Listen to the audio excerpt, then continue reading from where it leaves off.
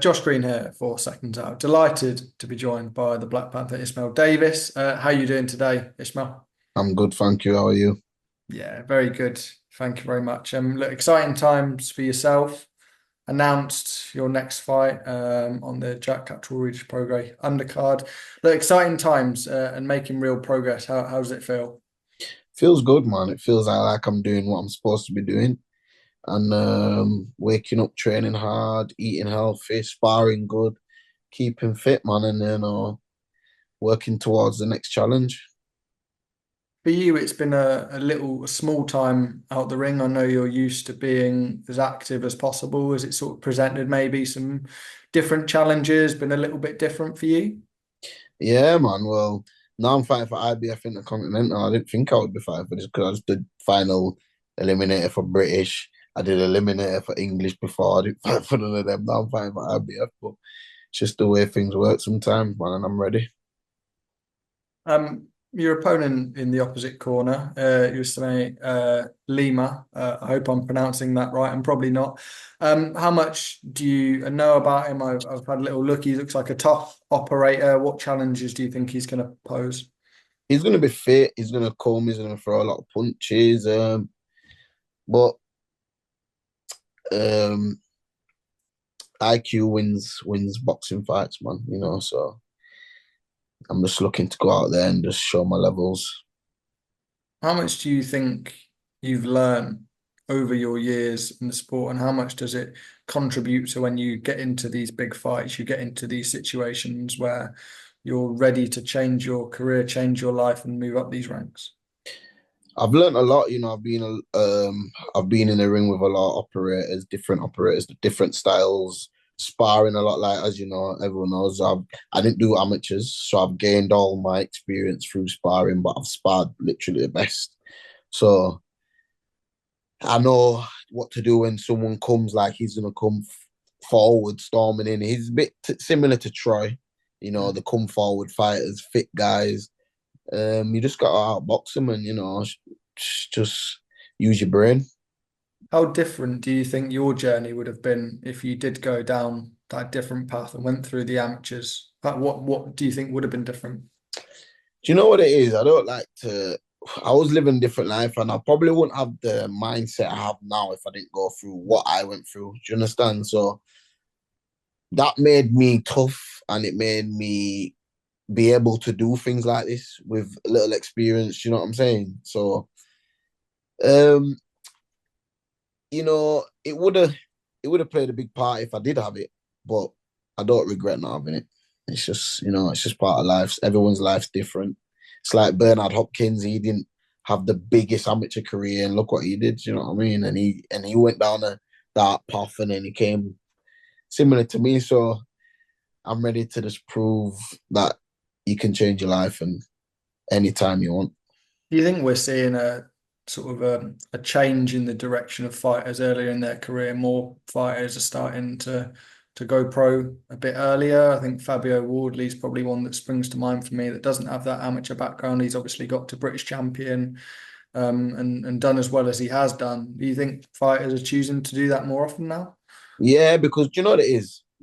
Like thinking of it now, when you're an amateur, obviously you're young, you're fit, but it's a lot of wear and tear on your body, and you're learning how to fight like an amateur. Do you know what I mean? And it's two different things. Fighting like a professional and fighting like an amateur is two different things. So people that gain a bit of experience like Fabio, I don't know how many he had, but if he had a few amateurs and then he went into pros, I guess that he learned how to fight like a pro better than he did at amateur.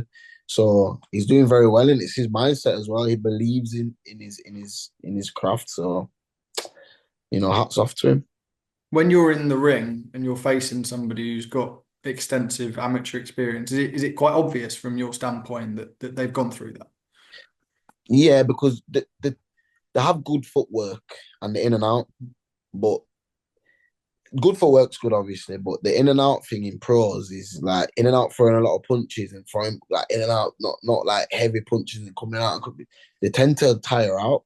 Do you know what I mean? In the later half, because being a professional, you're slowing things right down and breaking your opponent down. That's what I believe anyway. But Yeah, a lot of the ones that are more amateur based to do tend to die out because they're too active earlier on. The Junaid Bostan fight, I think a lot of boxing fans thought we were going to see that. Obviously, it was ordered by the board. From your standpoint, why isn't that the fight that's happening now? I don't know, you know what I mean? I'm a boxer in it. If the fight gets made and we're gonna fight, I like to talk about the fight. But I'm not one to like say, oh, you didn't want it or this and that, because I like Junaid. I'm not gonna lie, like I like Junaid. I've been away with him for Sonny's camp. I've done rounds with him. I believe I could beat him, and I heard he's saying that he believes he can beat me, which he's supposed to say. So he's not being disrespectful. So I won't be disrespectful to him. But um in future we might see the fight, we might not, but I'm focused on Lima, and whatever opponent comes, I never say no, and I will never say no, and I'll take the challenge anytime. Yeah, I guess the Lima fight is obviously big in itself, but yourself against Junaid would have been obviously an all British fight. You possibly would have headlined a next gen show or been higher up a card on another show like you're on in October. I mean, it would have been a massive showcase for Mm-hmm. yourself and Junaid, I guess. Mm-hmm.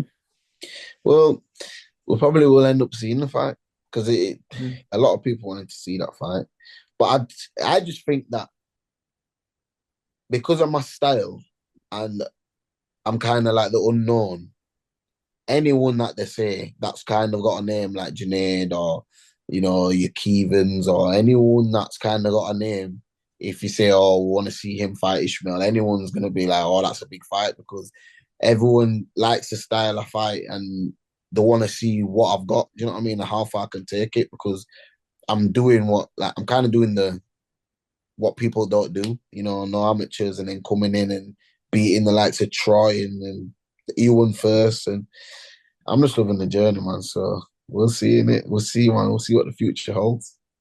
I want to talk about Leeds. Obviously, City very close to your heart. Got a rich boxing history. Um, Josh Warrington's been the main man there for a number of years now. He's obviously got a big fight. We'll talk about that in just a second. But he's probably nearer to the end of his career than he is the start. And Leeds is crying out for that next big star. Do you It's believe that could be you? that is me. That is me, man. I'm gonna show on the 26th.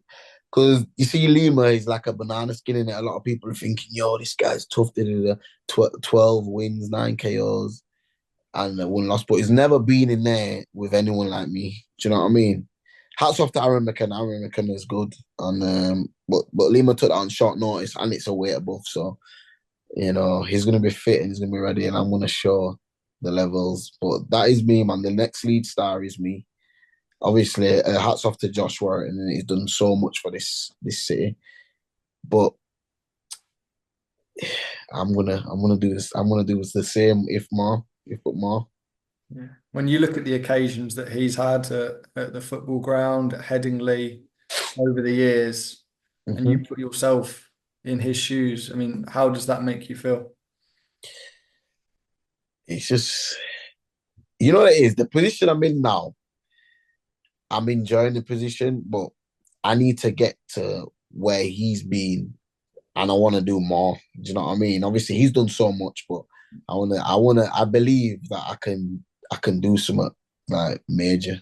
Do you know what I mean? Like I always mention Bernard Hopkins. He went to jail. He came out of jail. He smashed boxing. He was a champion for so long. I believe I can do the same. I believe I can do the same, man. Josh has his big fight with Anthony Kakachi on the 21st of September. Big opportunity for him, but you have to think it's a must win for him from his recent form. How do you see it going? Listen, you can never write off Joshua, and I rate Josh highly. I feel like the fight with Lee Wood, when he lost the point, it knocked him off, and he lost his head a bit, went in for the kill, and that cost him. But he's a force to be reckoned with, Josh, man. He's a serious operator, so I believe he's gonna win. He's gonna come out like a warrior, like he does, and just put pressure on him, and I believe he wins the fight, man.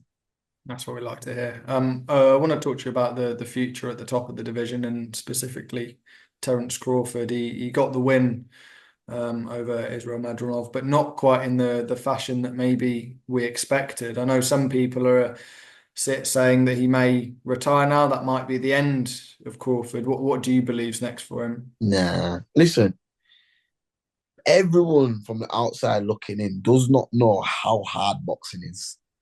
Right, Israel Madrimov is a serious operator. He's a fit, athletic, good boxing IQ. He was just a tough fight. Like you're gonna have them fights that are tough. You're gonna have them fights that look a bit easier. And that was just one of them fights that he had to get through, and he got through it, man. I rate Terence. He's my favorite boxer. I really rate him, yeah. And I feel like he's the best. If you were plotting the next 2 or 3 fights for Crawford, what sort of lines do you think you'd be going down? What fights do you want to see him have? Well, he's got to fight Jerome Ennis, on it. Like that's the fight everyone wants to see because who else is there? There's Jerome Ennis. There's the tall guy. I forgot his name. The tall, who fought um Tim Tszyu, the tall guy who fought Tim Tszyu and Oh, cut his head last. I forgot his name, but I feel like he needs to fight him, and I'd like to see him fight Tim Tszyu as well. yeah, and certainly some big fights on the table. Last thing to speak to you about, we're nearing AJ fight week, so we've got to talk to you about Anthony Joshua and Daniel Dubois. Big fight for the country, huge for the heavyweight division. Yeah, Give me your thoughts. yeah. It's funny because I was looking at tickets about like last night. I want to go, but I feel like AJ beats him, but Daniel Dubois is a tough man, and AJ's got to be on the ball. But I feel like AJ's got a lot better. And listen, I say this to everyone: hats off to AJ because he could retire and live the rest of his life very nice and comfy, but he still works hard, even though he's worth millions and millions. Still works hard and he still comes out and puts on a show for us. So hats off to him. So I believe that he beats Daniel Dubois. You say you were looking for tickets. Eddie not got them sorted for you? Well, I tried to get some, but it's the ring side's like 5.5 grand online. I see. It's expensive, man. Yeah. For just the final thing on AJ Dubois, they've obviously both changed trainers fairly recently, and we've seen huge improvements from both. Who do you think's improved most out of the two? Do you know what it is? Daniel Dubois.